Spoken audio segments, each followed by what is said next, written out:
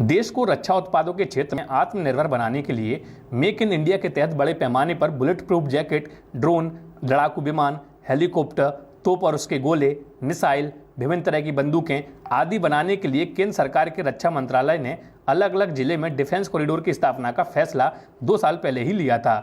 इसी के तहत उत्तर प्रदेश राज्य सरकार अलीगढ़, आगरा, झांसी, चित्रकूट, कानपुर और लखनऊ में डिफेंस कॉरिडोर की स्थापना कर रही है। स्थापना की जिम्मेदारी उत्तर प्रदेश सरकार ने उत्तर प्रदेश एक्सप्रेसवे औद्योगिक विकास प्राधिकरण यानी कि यूपीडा को दी है। प्रदेश में डिफेंस कॉरिडोर में देशी और विदेशी कंपनियां निवेश करेंगी, जबकि करीब 2.5 से 3 लाख रोजगार सृजित होंगे। आपको बता दें कि इस पूरे डिफेंस कॉरिडोर में बड़े जोर शोर से काम चालू है और इसी काम को देखते हुए कंपनियों ने डिफेंस कॉरिडोर में इन्वेस्टमेंट की रुचि दिखाई है। इस डिफेंस कॉरिडोर में 100 से अधिक कंपनियां निवेश करने के लिए तैयार हैं, जिनमें से 30 से अधिक कंपनियों ने करार भी कर दिया है। ये कंपनियां उत्तर प्रदेश में लगभग 50,000 करोड़ रुपए से ज्यादा का निवेश करेंगी।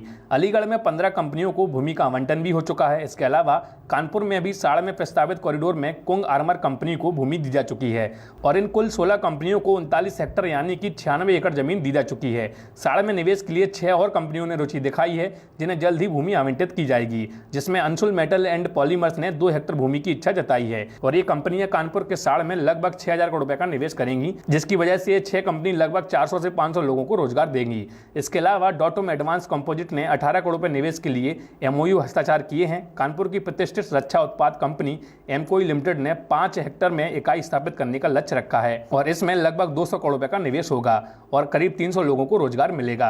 कानपुर में निवेश करने वाली कंपनियों ने बेंगलुरु में आयोजित एरो इंडिया 2021 में प्राधिकरण के साथ करार किया था। कॉरिडोर में सिर्फ निजी क्षेत्र की कंपनियां ही नहीं बल्कि रक्षा मंत्रालय के सबऑर्डिनेट भी निवेश करेंगे, जिससे इस उत्तर प्रदेश के डिफेंस कॉरिडोर को सक्सेसफुल बनाने में एक बड़ा बूस्ट मिलेगा। अब बात करें कि इस पूरे डिफेंस कॉरिडोर से हमें क्या क्या लाभ हो सकते हैं। आपको बता दें कि इस पूरे डिफेंस कॉरिडोर का सबसे बड़ा लाभ यही है कि इसकी वजह से उत्तर प्रदेश में नौकरियों की भरमार आने वाली है। एक रिपोर्ट के अनुसार इस डिफेंस कॉरिडोर से लगभग 2.5 से 3 लाख नौकरियां उत्तर प्रदेश में निकलेंगी, तो इसलिए डिफेंस कॉरिडोर रोजगार और औद्योगिक क्षेत्र में अहम भूमिका अदा करेगा। और एक रिपोर्ट के अनुसार पढ़े लिखे युवाओं को नौकरी की तलाश में शहरों की ओर पलायन नहीं करना पड़ेगा और इस पूरे कॉरिडोर से उत्तर प्रदेश के सबसे पिछड़े क्षेत्र बुंदेलखंड को बहुत ज्यादा फायदा होने वाला है। अभी बुंदेलखंड के युवा दिल्ली, मुंबई जैसे महानगरों में नौकरी के लिए जाते हैं, लेकिन इस कॉरिडोर से जो नौकरियां निकलेंगी लाजमी है कि लोकल के लोगों का उन नौकरियों पर पहला हक होगा और योग्यता अनुसार प्रदेश के लाखों युवाओं को नौकरियां मिल सकेंगी। आपको बता दें कि इस पूरे कॉरिडोर में जगह जगह लड़ाकू विमान, तोप, टैंक,